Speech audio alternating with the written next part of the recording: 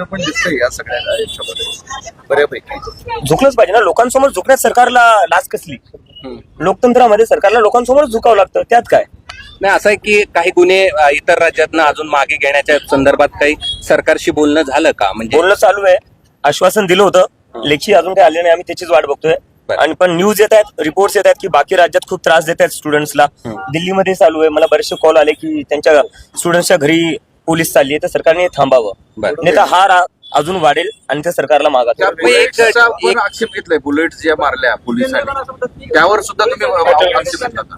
स्टुडंट्सवर pellet guns मारण्याचं काय? Pellet gun तर पहिली गोष्ट ही वापरण्यातच नाही देशातल्या कोणत्याच नागरिकावर, फक्त स्टुडंट्सच नाही, तुमच्या देशाचे नागरिक आहे ना, काय आतंकवादी तर नाहीये.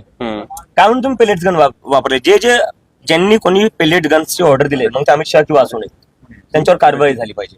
एक आक्षेप पण घेतला जातो सातत्यानं तुमच्या त्या पार्टीबद्दलचा, की तुम्ही सांगितलं की एक विद्यार्थी आहे, त्यांचं बलिदान गेलंय आणि त्याचं यश मिळाल्यानंतर मग तुम्ही आनंदोत्सव साजरा केला, 5 स्टार मध्ये पार्टी केली, अशा प्रकारचा आक्षेप देखील घेतला गेला.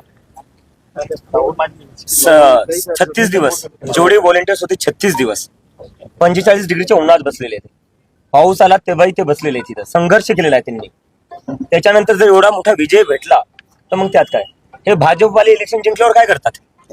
रस्त्यावर मार्च करतात. रस्त्यावर मार्च नाही केला आम्ही. जेवढे आमचे व्हॉलेंटियर्स आहे ते एका जागी गेले, एका जागी त्यांनी काय थोडंफार एका दिवसासाठी एन्जॉय केलं, त्याच्यात वाईट काय? वाईट काय त्याच्यात? 36 दिवसांचा कोणी संघर्ष करतोय, या भाजपवाल्यांसारखे रस्ते तर अडवले नाही, रस्त्यावर तर मार्च दाखवला नाही.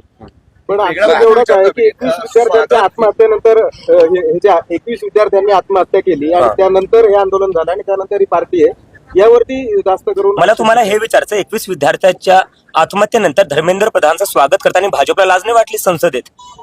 तुम्ही आम्हाला काय प्रश्न विचारताय? आमच्यामुळे आत्महत्या केली.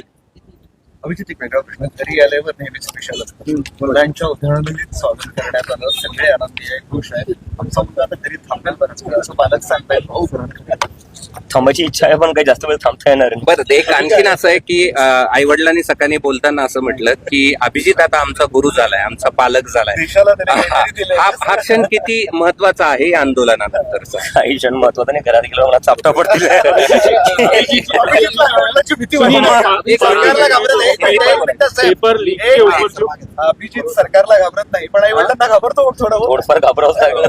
हिंदी मधून या सगळ्या संदर्भातली आपली काय हिंदी में आप बताइए कि कितने दिनों के बाद आप घर आए? 40 दिन के बाद